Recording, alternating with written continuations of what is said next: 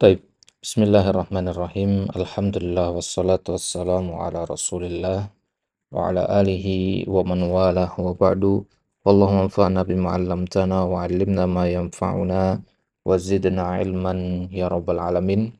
Nuwasilu darsana ikhwah min kitab tafsir ayatil ahkam wa nahnu al-an nadkhulu darsan jadidan wa huwa ad-dars al-hadi asyar, pelajaran yang ke-11. Bisa dibuka di kitabnya di halaman 45.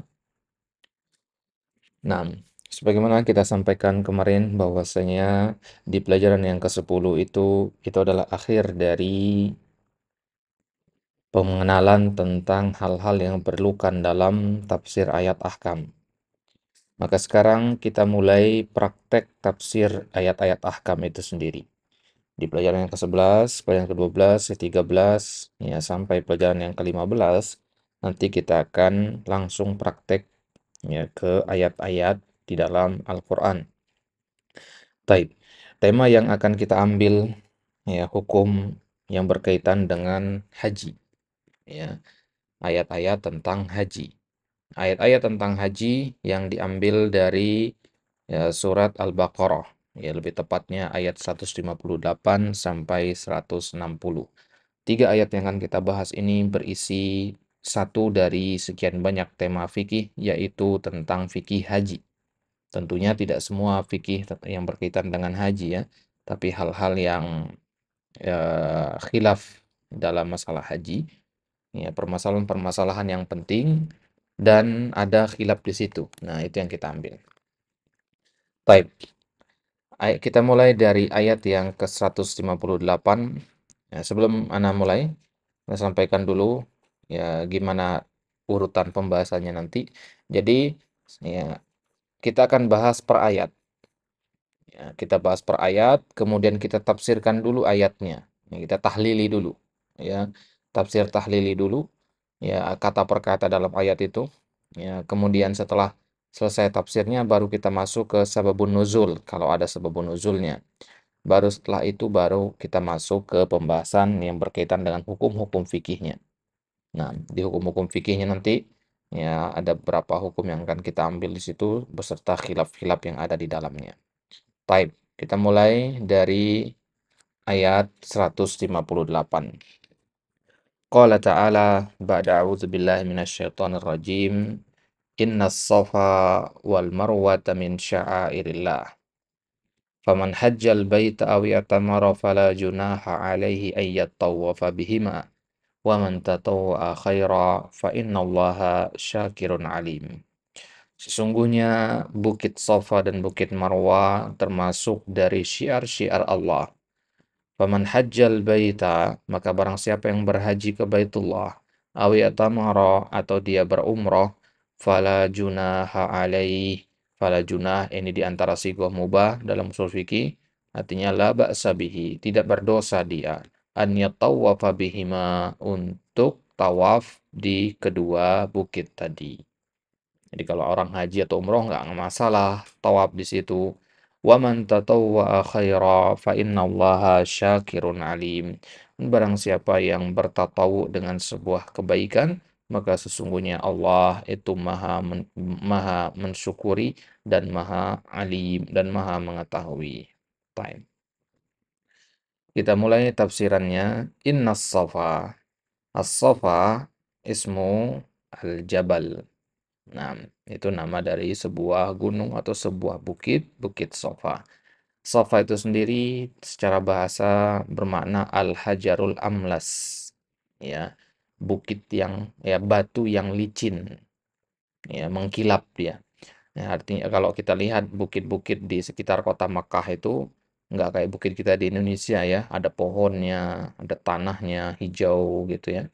Nah, kalau bukit-bukit di Mekah sana, itu nggak ada tumbuhan satupun. Kalaupun ada rumput-rumput kering saja. Nah, dan dominannya adalah bebatuan.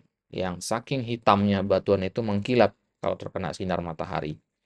Nah, coba silakan untuk googling nanti Bukit Sofa itu seperti apa. Bagi yang belum pernah haji atau umroh. Situ atau makan lihat Bukit Sofa itu bagaimana ya hitam pekat bebatuan yang ada di situ. Wal muradu bihi, Bukit Sofa yang dimaksud di sini adalah al-jabalul ladzi fi tarafil mas'a min jihatil janub, yaitu bagian ujung dari tempat sa'i, ya. Ini maksudnya ujung awal dari tempat sa'i min jihatil janub, kalau dari sisi selatan. Wal marwah, al marwah itu secara bahasa artinya al hajarul abyad, batu yang berwarna putih, ya, kayak batu kapur gitu ya. Wal muradu bihi, yang dimaksud dengan marwah di sini atau marwah adalah al jabalul ladzi fi tarafil mas'a min jihatis syamal. Nah, jadi kalau dari sisi selatan ujungnya itu adalah ke Sofa. Kalau dari sisi utara ujungnya itu adalah Marwah. Nah, biharami Makkah, di tanah haram Makkah. Ya, jadi Safa dan Marwah ini termasuk syiar-syiar Allah. Apa itu syiar? Ya, syiar-syiar Allah itu maksudnya apa? Ma'alimis syariah al-zahirah. Ya, simbol-simbol syariat yang zahir. Wa a'lami manasikihi, dan tanda-tanda manasik. Wa mawadhi'il ibadah, tempat-tempat ibadah. Allati asy'arahallahu a'laman linnas, yang itu telah Allah jadikan sebagai sebuah syiar, sebagai pertanda bagi manusia. Azan itu pertanda untuk masuknya waktu sholat. Makanya azan dikatakan syiar, ya. Azan dikatakan syiar Islam, masjid dikatakan syiar Islam karena masjid pertanda bahwasanya itu tempat untuk ibadah. Kal Ka'bah, misalkan syiar-syiar Islam yang lain adalah Ka'bah, Arafah, Muzdalifah, Mina, masjid-masjid, Masjidil Haram, Masjid Nabawi maupun masjid-masjid di Indonesia misalkan, itu semua adalah syiar dari syiar-syiar Allah. Dan barang siapa yang memuliakan syiar-syiar Allah, maka itu tanda dari ketakwaannya. Wa may yu'azzim sya'airallah fa innaha min taqwal qulub. Nah, artinya apa? Artinya kalau ada orang yang meremehkan simbol-simbol Islam itu menunjukkan kalau ya ketakwaannya kepada Allah kurang. Baik. Wasababu masyru'iyatis sa'i baina Safa wal Marwah, dan sebab disyariatkannya sa'i. Sa'i itu lari-lari kecil ya. Ya, jalan cepat gitu. Sebab disyariatkannya sa'i antara dua bukit ini adalah al-iktida'u bihajar Ummi Ismail alaihissalam.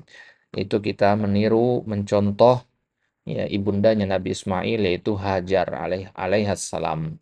Sebagaimana disebutkan dalam riwayat Ibnu Abbas radhiyallahu taala anhu qala awwalu mattakhadhan nisa'ul mintaq min qibali ummi Ismail ittakhadat mintaqan litu'affi atharaha ala Sarah thumma ja'a biha Ibrahim wa bibniha Ismail wa hiya turdi'u hatta wada'ahuma 'indal baiti 'inda dawhatin fawqa zamzam a'la al-masjidi walaysa bimakkata yawma idin ahadun walaysa biha ma'un fawada'ahuma hunalika wa wada'a indahuma jiraban fihi tamrun wasiqa'an fihi ma'un thumma qaffa Ibrahimu muntaliqan fatabi'athu Ismail faqalat ya Ibrahim aina tadhhab wa tatrukuna bihadzal wadi alladhi laysa fihi inas wala syai' faqalat lahu dzalika miraran wa ja'ala la yaltafitu ilaiha faqalat lahu Allahu alladhi amaraka bihadza qala na'am qalat idzan la yudayyi'una.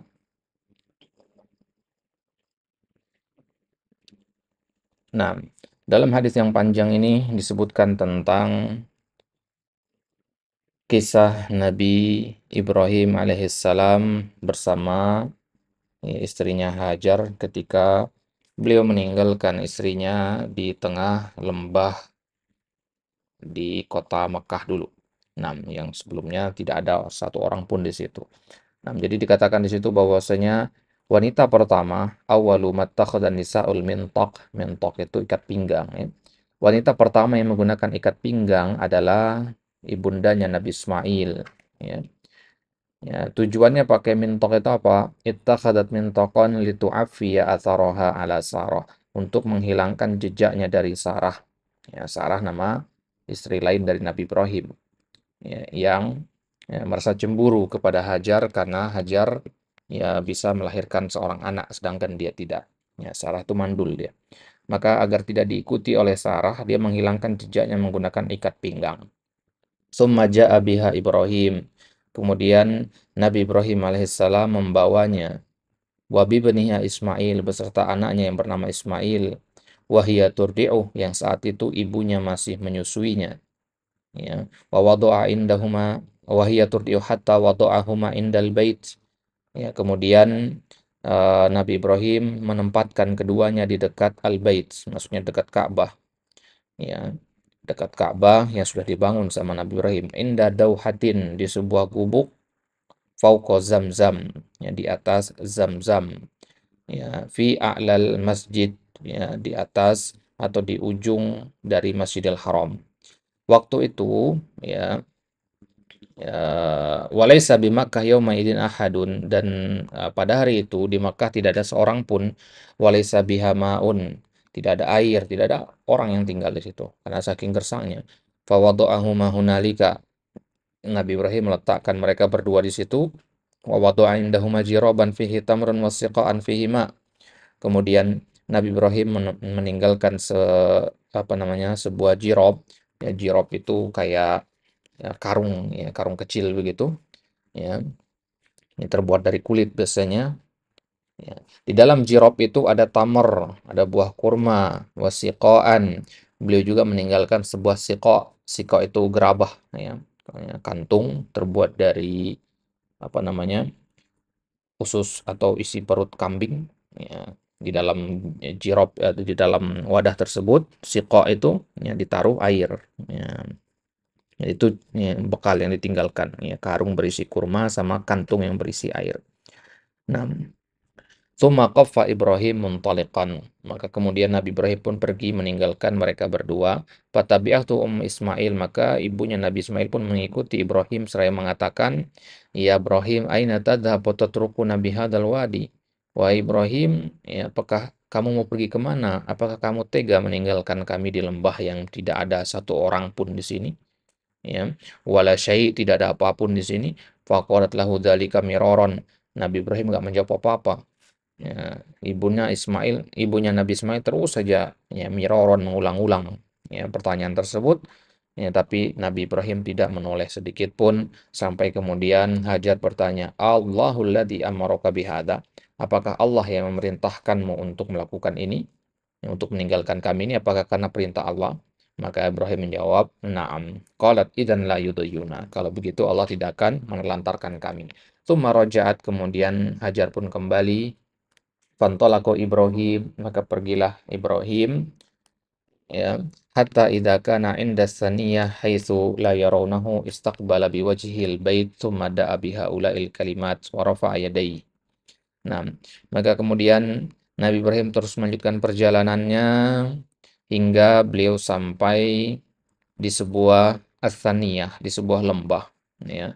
Haitsu la yarawnahu, ya, di mana lembah tersebut, ya, atau bukit tersebut, ya, orang-orang tidak bisa melihatnya lagi. Ya, maksudnya Nabi Ismail sama Hajar nggak bisa ngelihat, udah nggak kelihatan lagi saking jauhnya. Istaqbala biwajhihi al-bait. Maka Nabi Ibrahim menghadapkan wajahnya ke arah Ka'bah, lalu beliau berdoa, ya, memohon dengan mengangkat kedua belah tangannya. Faqala Rabbi inni askantu min dzurriyyati biwadin ghairi zi zar'in. Ada dalam Al-Qur'an ini, ya. Wahai Rabbku, sungguhnya aku telah menempatkan, ya, min dzurriyyati, dari keturunanku, biwadin, di sebuah lembah, ghairi zi zar'in, yang tidak ada tanaman di dalamnya. Hatta balagha yashkuruna wa ja'alat ummu Ismail turdiu Ismail wa tashrabu min dzalikal ma'. Nam. Ya, kemudian hingga sampai kepada mereka itu menjadi hamba-hamba yang bersyukur. Ini adalah ada dalam surat Ibrahim, ya. Wa ja'alat ummu Ismail turdiu Ismail. Maka kemudian ibunya Nabi Ismail mulai menyusui anaknya. Ja'alat itu artinya memulai, ya. Wa tashrabu min dzalikal ma', dan minum dari air tadi, air persediaan yang ditinggalkan oleh Nabi Ibrahim. Hatta idza nafida ma fis siqa atishat. Nah, kemudian habislah air yang ada di dalam wadah ditinggalkan Nabi Ibrahim itu, atishat, maka ibunya Nabi Ismail pun kehausan. Wa atisha benuha, ya, putranya pun kehausan. Wa jala tanduru ilaihi yatalawwa, au qala yatalabbad. Maka kemudian dia memandang kepada Nabi Ismail yang masih bayi yang sedang meronta-ronta, yatalawwa. Au qala yatalabbad, ada yang mengatakan berguling-guling di atas tanah, saking kehausannya. Fantalaqat karahiyata an tandura ilaih. Nah, kemudian Hajar pergi meninggalkan Nabi Ismail karena tidak kuat melihat keadaan Nabi Ismail seperti itu. Fawajatis Safa aqraba jabalin fil ardi yaliha. Maka kemudian dia melihat Bukit Safa itu adalah bukit yang paling dekat dengannya, ya. Faqamat alaih, maka kemudian dia ya berdiri di sana mendaki bukit tersebut, ya.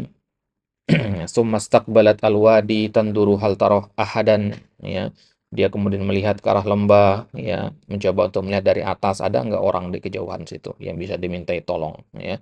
Falam taro ahadan, maka tidak kelihatan satu orang pun. Fahabatut minas sofa, maka dia pun turun dari bukit sofa. Hatta idza balagatil wadi, sampai tiba di lembah. Rafa'at tarafa dir'iha thumma sa'at sa'yal insanil majhud.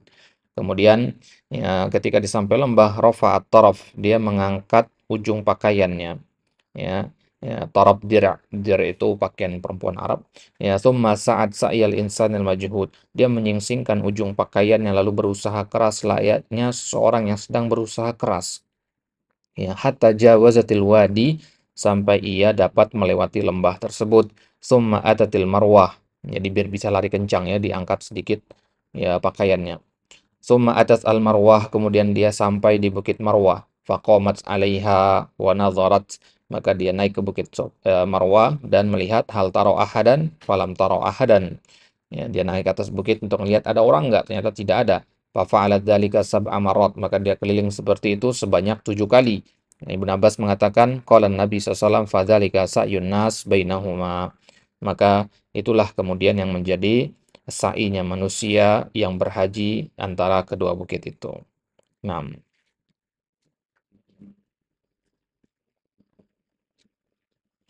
nah itu ya potongan dari riwayatnya.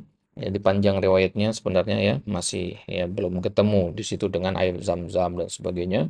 Nah, ini ringkasannya kita ambil syahidnya di situ bahwasanya syariat sa'i itu untuk meniru ibundanya Nabi Ismail yaitu Hajar alaihissalam.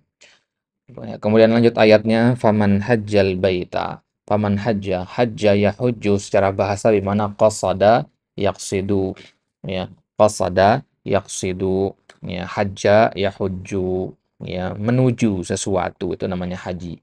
Saya berhaji ke rumah fulan, di mana saya berniat untuk menuju rumahnya fulan. Maka haji secara bahasa artinya mengunjungi al-bait sini maksudnya al-haram fi Makkah li adai nusukil haji. Al-bait sini Baitullahil Haram, Ka'bah, ya, yang ada di Mekah untuk melaksanakan nusuk haji. Nusuk haji itu maksudnya rangkaian ibadah haji, manasik haji. Adapun secara syariat yang dimaksud dengan haji adalah ihfadhu hada qasdu Makkata li adai manasiki al-haji fi zamanin maksusin. Secara syariat yang dimaksud dengan haji adalah qasdu Makkah, ya, menuju berniat ke kota Makkah liadai manasikil haji, untuk menunaikan manasik-manasik haji, ya, ibadah-ibadah haji maksudnya tawaf, sa'i dan sebagainya, fi zamanin maksus, di waktu tertentu. Nah, di bulan Zulhijjah itu. Ya, faman hajjal baita awi atamara. Au di situ fungsinya adalah atifah lit tanwi, huruf atof, dan fungsinya untuk memvariasikan. Ya, jadi audis itu untuk memvariasikan haji atau umroh. Ya, kita mengatakan makan roti atau, ya, silakan makan roti atau gandum, roti atau sayur misalkan. Ya, tanwi ya namanya itu. Ya, paman hajjal baita aw i'tamara bimana zara, umroh secara bahasanya ziarah. Ya, wa arada nusukal umroh, maksudnya nusuk ketika umroh. Ya, haji dan umroh ya perbedaannya hanyalah kalau haji itu fi zamanin maksus. Nah, secara syariat definisi dari umroh adalah ziyaratu baitillahil haram. Ya, ziarah ke baitillahil haram ala wajhin maksus, dengan cara-cara tertentu, ya, dengan ritual tertentu. Nah, fala junaha, junah di mana isim. Kalau antum ketemu di Al-Qur'an kata fala junah di mana la isma lahu. Ya, fala junaha alaih di mana tidak berdosa baginya, berarti nggak apa-apa. An yatawafa bihima, untuk tawaf di antara keduanya. Ya tawafa ini contoh idgham dalam ilmu sharaf ya. Idgham ya asal katanya adalah yatatawafu, ya.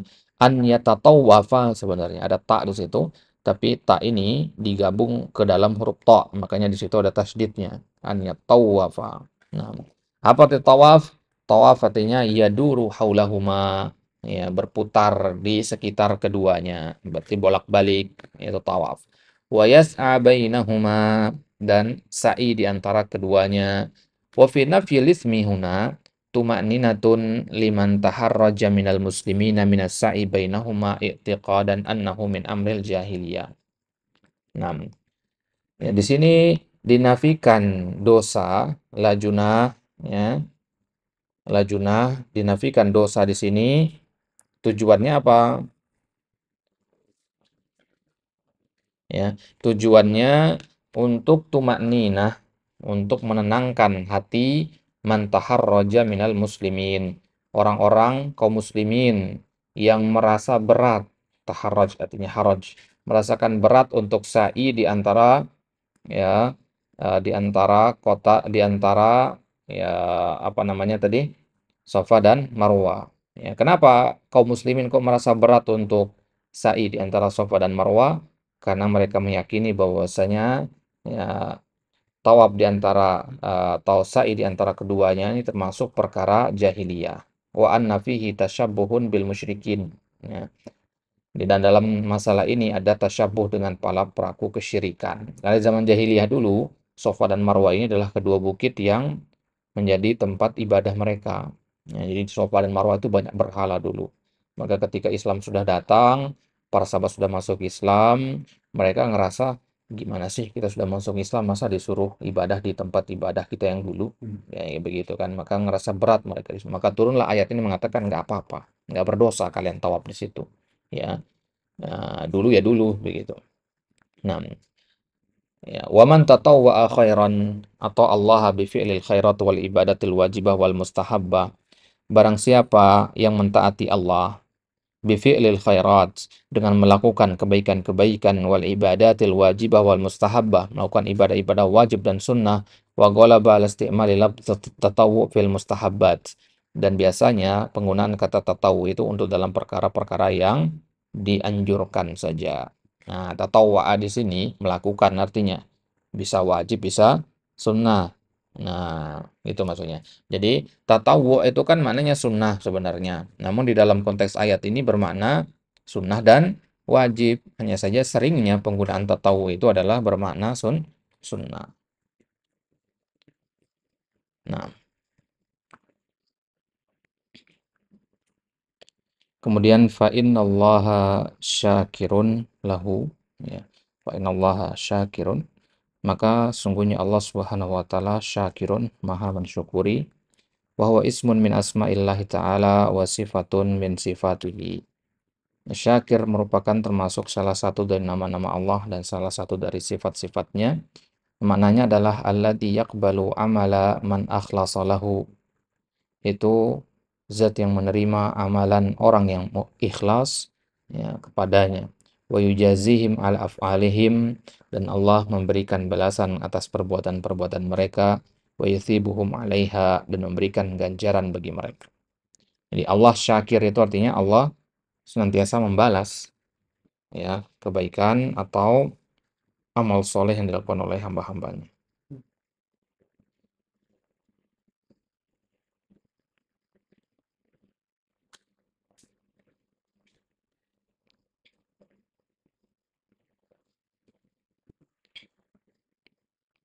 Nah, kaqaulihi ta'ala, semisal dalam ayat yang lain di surat An-Nur ayat 38, liyajziyahumullahu ahsana ma amilu, agar Allah memberikan balasan kepada mereka dengan hal yang lebih baik dari apa yang mereka kerjakan, wa yazidahum min fadlih, dan agar Allah memberikan tambahan dari keutamaannya kepada mereka.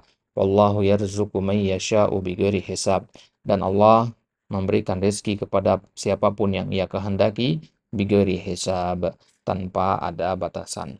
Wa an Ibnu Abbas radhiyallahu anhuma an Nabi sallallahu alaihi wasallam fima yarwi an Rabbi azza wa jalla qala, adapun dari hadis qudsi, Allah Subhanahu wa taala berfirman, innallaha katabal hasanat was sayyiat. Sesungguhnya Allah telah menetapkan kebaikan dan keburukan. Summa bayyana dzalik, kemudian Allah jelaskan kebaikan itu apa saja, keburukan itu apa saja. Faman hamma bihasanatin, barang siapa yang berniat melakukan sebuah kebaikan, falam ya'malha, kan tapi dia tidak melakukannya, tidak mengerjakannya, katabahallahu lahu indahu hasanatan kamilah, maka Allah akan mencatatnya di sisinya sebagai kebaikan yang sempurna. Fa in huwa hamma biha fa'amilaha. Adapun jika seorang hamba tersebut berniat untuk melakukan kebaikan dan dia benar-benar melakukannya, katabahallahu lahu indahu asyra hasanatin, maka Allah akan tulis di sisinya bagi dia pahala satu kebaikan tersebut dengan 10 pahala. Ila sab'i mi'ati di'fin, sampai 700 kali lipat. Ya, ila ad'afin katsirah, bahkan sampai lipatan yang sangat banyak yang tidak terhingga. Nah, ini bukti kasih sayang Allah. Kalau kita melakukan kebaikan, baru sekedar berniat saja sudah dihitung berpahala. Misalkan, wah saya besok berniat untuk sholat duha. Ya, qadarullah besoknya dia ketiduran misalkan di waktu duha atau ada kesibukan sehingga dia tidak mampu melakukannya. Cuman sekedar berniat saja, itu sudah dihitung dia telah melakukan sholat duha. Padahal tidak. Nah, itulah pentingnya niat yang soleh di situ. Maka kata para ulama, ya senantiasa niatkan kebaikan, maka engkau akan senantiasa berada dalam kebaikan. Artinya kita selalu berusaha untuk meniatkan hal-hal yang baik. Nah, kemudian Allah itu juga memiliki sifat syakirun alim. Alim itu apa? Biman yaf'alul khair wa yastahiqqus thawab. Maha mengetahui. Mengetahui tentang apa maksudnya? Mengetahui siapa yang melakukan kebaikan dan siapa yang berhak untuk mendapatkan ganjaran pahala tadi. Baik. Ya, itu dia tafsir tahlili secara kata per kata dari ya, ayat yang ke-158 ini. Nah, kemudian sababun nuzulil ayah, sebab turunnya ayat ini adalah An Urwah ibn Zubair, qultu li Aisyah radhiyallahu anha, zaujin Nabi sallallahu alaihi wasallam wa ana yawma idzin hadithus sin. Urwah ibn Zubair, salah seorang dari ya keluarga Nabi juga, dia pernah mengatakan kepada Aisyah, istri Nabi, yang mana kala itu Urwah masih hadithus sin. Hadithus sin artinya masih muda. Dia mengatakan kepada Aisyah, bertanya, "Ara'aiti qaulallahi tabaraka wa ta'ala inna as-safa wal marwata min sya'airillah faman hajjal baita wa itamara fala junaha alaihi ay yatawafa bihima." Nah, fama ara ala ahadin syai'an an la yatawafa bihima. Nah, maka Urwah menanyakan apa pendapat Aisyah tentang ayat tersebut. Fama ara ala ahadin syai'an an la yatawafa bihima. Ya. Nah, kata Urwah, aku nggak pernah melihat ada orang yang tidak mau tawaf di antara Safa dan Marwah, sa'i di antara Safa dan Marwah. Faqalat Aisyah, kalla, law kanat kama taqul, bukan begitu. Kanat ya, fala junaha alaihi alla yatawafa bihima. Innama unzilat hadil ayat fil ansar. Ayat ini turun berkaitan dengan orang-orang Ansor. Kanu yuhilluna limanah wa kanat manatu hadwa Qudaid wa kanu yataharrajuna an yatawafu baina Safa wal Marwah. Nah, ayat ini berkenaan tentang orang-orang Ansor. Mereka itu dulu menyembah Manat. Manat itu nama berhala ya. Dan Manat itu berada di Hadwa Qudaid, ke arah tempat namanya Qudaid. Ya, wa kanu yataharrajun, dan Qudaid itu dekat dengan Safa dan Marwah. Mereka itu ngerasa berat untuk tawaf di antara Safa dan Marwah karena di situ ada Manat dulu gitu. Nah, di sekitar situ Manat. Falamma ja'al Islam, maka ketika Islam telah datang, mereka bertanya kepada Nabi tentang hal tersebut. Ya Rasulullah, dulu kita nyembah Manat pas lagi jahiliyah. Sekarang pas masuk Islam, masa kita ya ibadahnya di sana lagi? Ya, memang nggak nyembah Manat di sana, tapi ya kami ngerasa ya kurang enak untuk berada di tempat-tempat yang dulu kami sangat dulu ada tempat-tempat yang kami gunakan untuk menyekutukan Allah. Nah, inilah fitrah manusia ya. Kalau orang sudah diselamatkan dari keburukan, maka dia akan ya merasa benci untuk kembali ke tempat dia pernah melakukan keburukan tersebut. Nah, itulah salah satu dari tanda taubat yang diterima. Taubat yang sebenarnya taubat itu adalah ketika kita sudah berhenti melakukan sebuah perbuatan, dan ketika kita disuruh atau dipaksa untuk melakukan perbuatan itu lagi ya, melakukan perbuatan dosa itu lagi, maka seolah-olah dia ibaratnya sedang disuruh untuk masuk ke dalam lubang yang berisi api. Nah, itu tanda bahwasanya itu adalah taubat yang nasuha. Taib. Nah, maka ketika mereka bertanya kepada Nabi, "Ya Rasulullah, gimana ini? Masa kita harus ke Safa Marwah lagi?" Maka turunlah ayat, "Inna safa wal marwata min syairillah." Safa dan Marwah itu bagian dari syiar Allah, jangan takut. Ya, jadi Allah yang perintahkan kalian. Nah, kalau kalian lagi haji atau umroh, nggak apa-apa kalian tawaf di sana. Gitu. Tawaf di sini maksudnya bukan tawaf kayak di Ka'bah ya. Tawaf di sini maksudnya sa'i, muter-muter gitu kan. Tawaf kan secara bahasanya muter, ya, berulang-ulang di situ. Nah, ini riwayat yang pertama. Riwayat ini ada dalam Bukhari dan Muslim. Wa an Asim al-Ahwal qala sa'altu Anas bin Malik. Nah, kemudian ya riwayat yang kedua dari Asim al-Ahwal. Sa'altu Anas bin Malik, ya, beliau pernah bertanya kepada Anas bin Malik tentang As-Safa wal Marwah. Ya.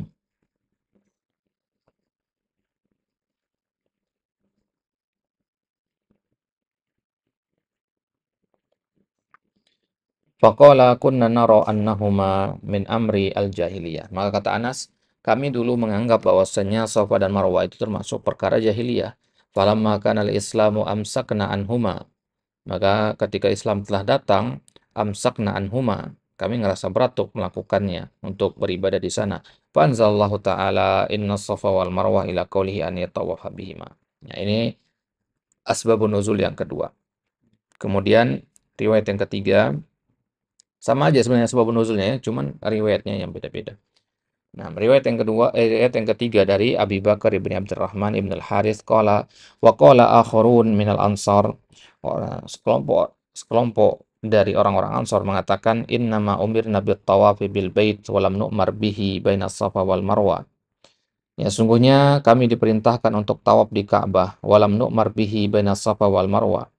Akan tapi kami belum diperintahkan untuk tawaf di antara Safa dan Marwah. Fa anzalallahu azza wa jalla, maka kemudian turunlah ayat inna Safa wal Marwata min sya'airillah.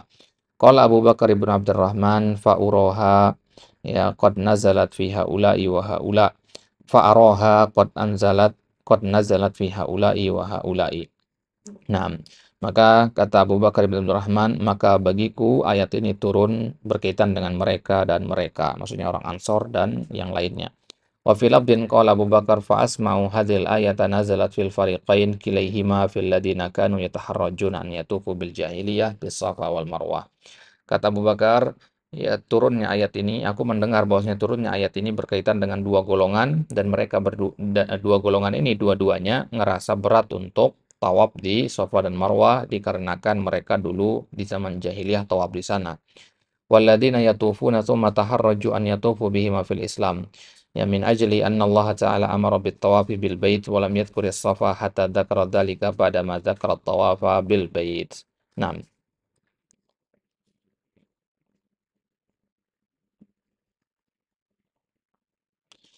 jadi ada dua golongan di sini. Golongan yang pertama orang-orang yang di zaman jahiliyah ngerasa berat untuk tawaf di Safa dan Marwah. Ini pas masih jahiliyah. Ya. Golongan yang kedua sudah datang Islam dan dia ngerasa berat untuk tawaf di Safa dan Marwah. Kenapa begitu? Karena dari zaman Nabi Ibrahim belum ada perintah untuk tawaf di sana. Ya.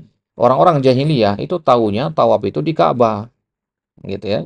Nah, maka ketika Nabi katakan tawaf itu di Safa dan Marwah juga, ya mereka ngerasa berat gitu. Ya, mereka ngerasa berat untuk melakukan itu. Kenapa? Karena zaman jahiliyah mereka nggak melakukannya, nggak tawaf di Safa dan Marwah. Sekarang juga mereka ngerasa berat untuk melakukannya. Itu golongan yang pertama. Golongan yang kedua, di zaman jahiliyah dia ya tawaf di Safa dan Marwah. Ya, di zaman jahiliyah dia tawaf di Safa dan Marwah. Dan ketika Islam datang, dia ngerasa berat tuh tawaf lagi. Kenapa? Karena dulu kan tawafnya itu tawaf untuk selain Allah gitu. Ya, sekarang ini tawafnya untuk Allah. Jadi mereka ya mengatakan, wah gimana nih kita ke jahiliyah kita melakukan masa ketika masuk Islam nggak ada perubahan gitu. Nah,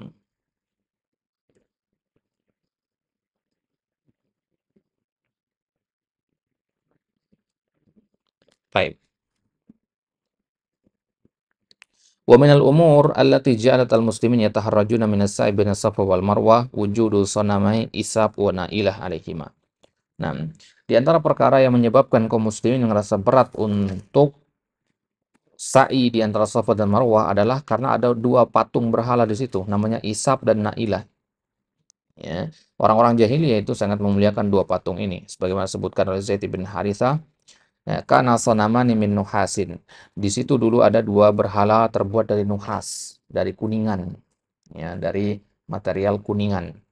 Yuqalu lahuma Isab wa Na'ilah. Nama dua berhala itu adalah Isab dan Na'ilah. Fatafa Rasulullah wa tubtu ma'ah. Maka Rasulullah di situ tawaf dan aku pun tawaf bersama mereka, bersama Nabi. Falamma maratu masahtu bihi. Nah, ketika aku melewati si patung berhala tadi, Isab dan Na'ilah itu, aku mengusapnya. Ya, maka kata Nabi, la tamassahu.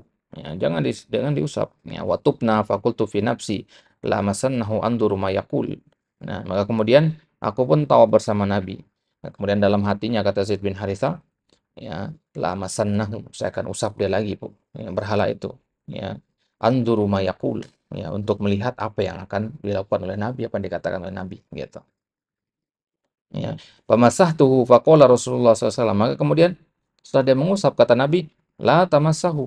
Jangan diusap. Alam tunha, bukankah aku telah melarangmu? Qala fawalladhi akramahu wa anzala alaihi alkitab mastalama sanaman hatta akramahu billadhi akramahu wa anzala alaihi alkitab. Ya, maka kemudian ya demi Allah, ya setelah itu ya, Zaid bin Harithah tidak pernah lagi menyentuh berhala seumur hidupnya. Ya, ya, sejak hari itu dia nggak pernah lagi menyentuh berhala meskipun hanya dengan ujung jarinya, ya sampai ya akhir hayat beliau. Nah, ya Zaid bin Harithah kan yang pernah diangkat menjadi anak angkat oleh Nabi SAW. Ya. Jadi ya sangat dekat sekali dengan Nabi dan sangat dicintai sekali oleh Nabi. Nah, maka ketika dia melakukan ini, ya dia sengaja ingin tahu hukum melakukan itu gitu. Mungkin yang pertama Nabi melarang karena sesuatu dan lain hal. Nah, maka Zaid ingin melakukan lagi untuk memastikan beneran dilarang apa tidak. Gitu. Bukan karena ngeyel, enggak sengaja cari masalah, enggak. Nah, ya, tujuannya adalah untuk mengetahui reaksi Nabi.